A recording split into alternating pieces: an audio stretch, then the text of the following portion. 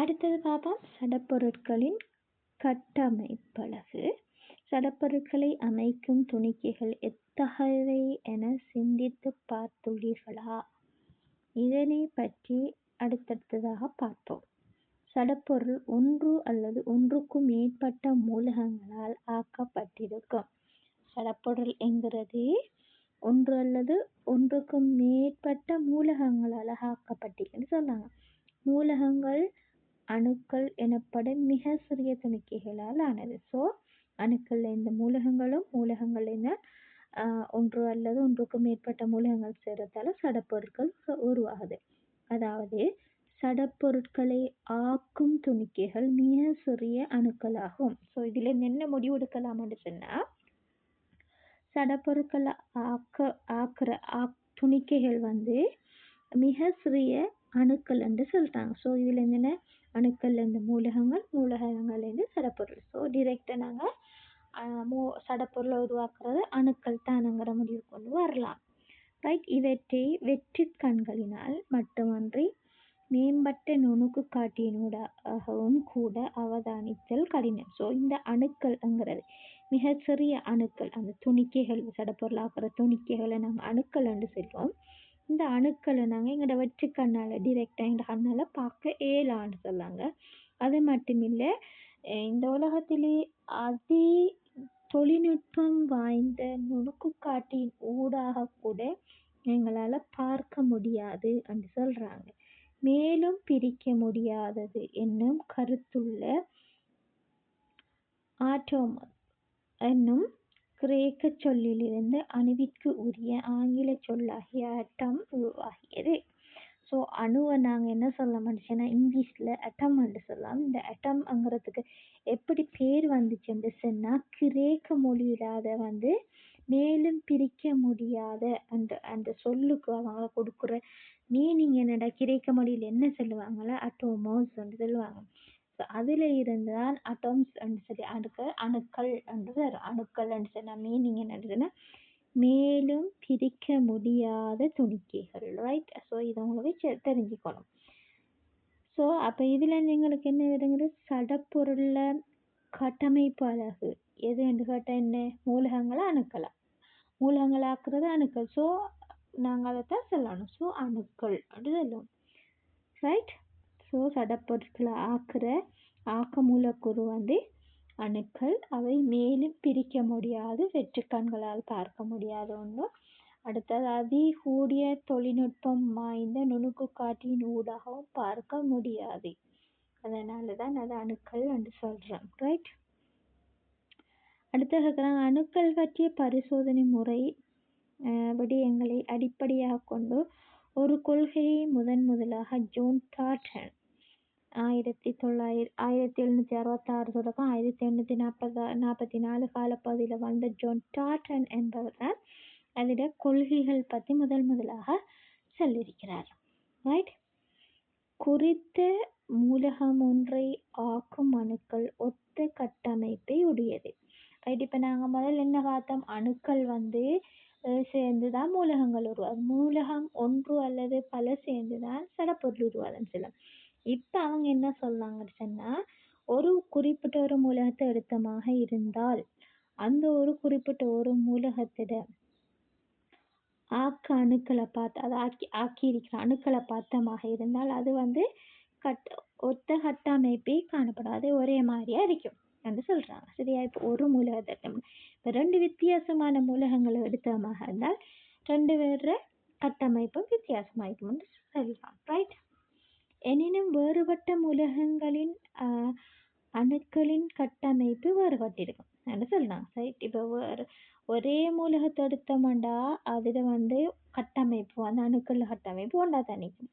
வேறு 2 மூலகங்கள் எடுத்தோம்னா அவங்களோட கட்டமைப்பு வேறுபட்டிருக்கும், ஒன்று வேறுபட்டிருக்கும். உதாரணத்துக்கு அதைய சொன்னாங்க, அலுமினிய உலோகத்தை ஆக்கும் அலுமினிய அணுக்கள் யாவும் ஒரு வகையானவை. அவ்வாறே இரும்பு உலோகம் ஒரே வகையான இரும்பு அணுக்களால் ஆனது.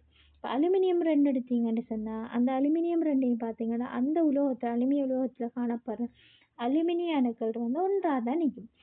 அதே மாதிரி இரும்பு அணுக்கள் 2 எடுத்தீங்கன்னா, அந்த இரும்பு அணுக்கள இரும்பு உலோகத்த எடுத்தீங்கன்னு சொன்னா, அந்த இரும்பு உலோகத்தில இருக்கிற அணுக்கள் வந்து ஒரே மாரி ஆயிரும். இப்ப அலுமினிய உலோகத்தையும், இரும்பு உலோகத்தையும் எடுத்தீங்கன்னு சொன்னா, அவிய 2 பேர் அணுக்கள்ல கட்டமைப்பு வித்தியாசமாயிக்கும். அதான் இங்க சொல்றாங்க. அ எனினும் அலுமினிய அணுக்கள் இரும்பு அணுக்களிலும் வேறுபட்டவை. ஒத்த அல்லது வேறுபட்ட வகையான இரு அணுக்கள் அல்லது பல அணுக்கள் சேர்ந்து மூலக்கூறுகளை உருவாக்குகின்றன. ரைட், ஒரே மாதிரியான அணுக்கள் சேர்ந்த மூலகங்கள் உருவாகுது. வித்தியாசமான மூலகங்கள் சேர்ந்து அணுக்கள் சேர்ந்து மூலக்கூறுகள் உருவாகுது. ரைட், விளங்குதானே? ஒரே ஒத்த வகையான மூலகங்கள் அணுக்கள் சேர்ந்தா நாங்கள் அதை மூலகங்கள் என்று சொல்றோம். வித்தியாசமான அல்லது இப்போ உதாரணத்துக்கு அலுமினியம் 2 சேர்ந்தா அதை நாங்கள் மூலக்கூறுன்னு சொல்லுவோம். அதே மாதிரி அலுமினியமும் இந்த ஆக்சிஜனும் சேர்ந்தா அதை நாங்கள் மூலக்கூறுன்னு சொல்லுவோம். ரைட், இப்போ ஆக்சிஜனும் சேர்ந்தா அது ஒரு மூலக்கூறு.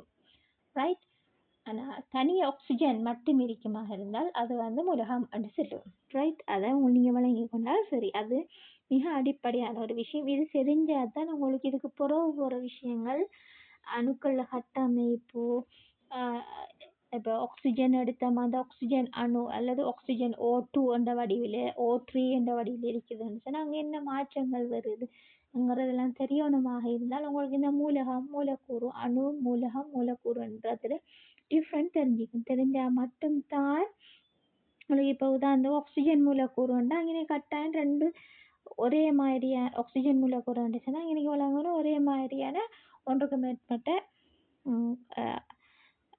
அணுக்கள் காணப்படுது. ஆக்சிஜன் 2 வழங்கணும். ரைட், அணுக்கள் சேர்ந்த மூலக்கூறுகளை தோற்றுவிக்கின்றன என்கிற இந்த பாயிண்ட் கட்டாயம் தெரிஞ்சுக்கணும். ஒரு 2.6 சொல்றாங்க. இந்த இரும்பு துண்டில் பல மில்லியன் இரும்பு அணுக்கள் காணப்படுகின்றன. ஒரு சின்ன ஒரு இரும்பு துண்டு காட்டுறாங்க.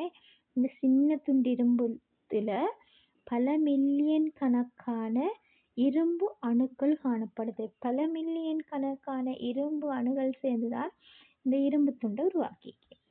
ரைட், அதே நேரம் 2.7 உருவாகிறாங்க. இந்த குவளையில் காணப்படும் நீரில் 2 ஐதரசன் அணுக்களும் 1 ஆக்சிஜன் அணுக்களும் சேர்ந்து உருவான பல மில்லியன் நீர் மூலக்கூறுகள் காணப்படுகிறது. நீர் மூலக்கூறுல உருவாகிறதுக்கு தேவையான அணுக்கள் என்னன்னு சொன்னா, இப்போ மூலக்கூறுண்டா என்ன விளங்குதா? ஒத்த வகையானதுல ஒரே மாதிரியான மூலகங்கள் அணுக்கள் 2 அல்லது வித்தியாசமான அணுக்கள் 2 அல்லது 2க்கு மேலே சேரக்குள்ளதான் நாங்கள் அதை மூலக்கூறுன்னு சொல்லலாம். ரைட்டா? இப்போ நீர் மூலக்கூறு எடுத்தோம்னா அங்கே இன்னைக்கு 2 வித்தியாசமான அணுக்கள் சேருது. ஒன்று ஆக்சிஜன், அடுத்தது ஹைதரசன். ஹைதரசன் எடுத்தோம்னு சொன்னா 2 ஐதரசனும் 1 ஆக்சிஜனும் சேர்ந்துதான் ஒரு நீர் மூலக்கூறு உருவாகுது. இப்போ நாங்கள் இந்த பாத்திரத்தில் காட்டிக்கிற நீர் எடுத்தோம்னா இது வந்து ஒரு மூலக்கூறு நீரால் ஆக்கப்படல, பல்லாயிரக்கணக்கான நீர் மூலக்கூறுகள் சேர்ந்ததால தான் இந்த நீர் உருவாக்கி. ரைட், ஒரு மூலக்கூறு நீர் எடுத்தோம்னா அதில் 1 ஆக்சிஜனும் 2 ஐதரசனும் காணப்படும். ரைட், அணுக்கள் காணப்படும். ஒரு 2.8 பார்த்தீங்கன்னா இந்த வாயுச்சாடியில் காணப்படும் குளோரின் வாயுவானது 2 குளோரின் அணுக்கள் சேர்ந்து உருவான பல மில்லியன் குளோரின் மூலக்கூறுகளை கொண்டது. ரைட், இப்போ ஒரு 2.8க்கு என்ன செய்கிறாங்கன்னா ஒரு வாயுச்சாடி இருக்கிறாங்க. அந்த வாயுச்சாடிகள் குளோரின் சேர்த்துக்கிறாங்க. குளோரின்ங்கிறது ஒரு வாயு நிலையில் காணப்படுது. எப்போவுமே வாயு நிலையில் காணப்படுனா குளோரின் 2 அணுக்கள் சேர்ந்து தான் மூலக்கூறுகளாக காணப்படுது. அப்போ குளோரின் Cl2 குளோரினுக்குரிய அந்த ஆங்கிலத்தில் நாங்கள் குறிப்பிட்டோம் Cl சொன்னோம், குளோரின் இல்லையாது. அப்போ ஃபர்ஸ்ட் 2 லெட்டரை சேர்த்து தான் குளோரின் Cl. அப்போ 2 மூலக்கூறுகள் இருக்கிறது, அணுக்கள் 2 இருக்கிறதால சேர்ந்தா மூலக்கூறு உருவாக்கி. அப்போ இன்னைக்கு வாயு நிலையில் வந்து அது மூலக்கூறுகளாக காணப்படும், மூலகமாக காணப்படாது, மூலக்கூறுகளாக காணப்படும். ஏன்னு சொன்னால் குளோரின் 2 அணுக்கள் சேர்ந்து தான் குளோரின் வாயு உருவாக்கிறேன். ரைட், அடுத்த 2.9 பார்த்தீங்கன்னு சொன்னால் இரும்பு துணிக்கைகள் அமைந்துள்ள விதம். ரைட், இப்போ 2.6 நாங்கள் பார்த்தோம் இரும்பு துண்டு எடுத்தோம்னா இருந்தால் இன்னைக்கு அதிக அளவான இரும்பு அணுக்கள் சேர்ந்து இந்த இரும்பு துண்டு உருவாக்கி. அந்த இரும்பு துண்டு எப்படி உருவாக்கின்னு சொன்னால் இப்படி என்ன பெக் பண்ணின மாதிரி ஒன்றோட ஒன்று மிக அருகில் இணைஞ்ச மாதிரி தான் இது வந்து காணப்படுகிறது. அடுத்தது பார்த்தோம்னா முகவையில் இருக்கிற நீரை பார்த்தோம்னா முகவையில் நீர் மூலக்கூறுகள் அமைந்துள்ள விதம் இப்படித்தான் காணப்படும். ரெட் கலர்ல பிங்க் கலர்ல காட்டிக்கிறது வந்து ஆக்சிஜனாகவும், பர்பிள் கலர்ல காட்டிக்கிறது ஹைட்ரஜனாகவும் இருக்கும். ஏன்னா ஆல்ரெடி எங்களுக்கு தெரியும் நீர் மூலக்கூறு எடுத்தமாக இருந்தால் அதில் ஒரு ஆக்சிஜனும் 2 ஹைட்ரஜனும் இருக்குது, ரைட்டா? இப்போ இதை பார்ப்போம். குளோரின் எடுத்தமாக இந்த வாய்ச்சாட்டில் குளோரினை பார்த்தோம்னா க்ரீனிஷ் கலரில் இருக்கிறது வந்து 2 காணப்படுது. ஒரு குளோரின், ஒரு மற்றது மற்ற குளோரின், ரைட்?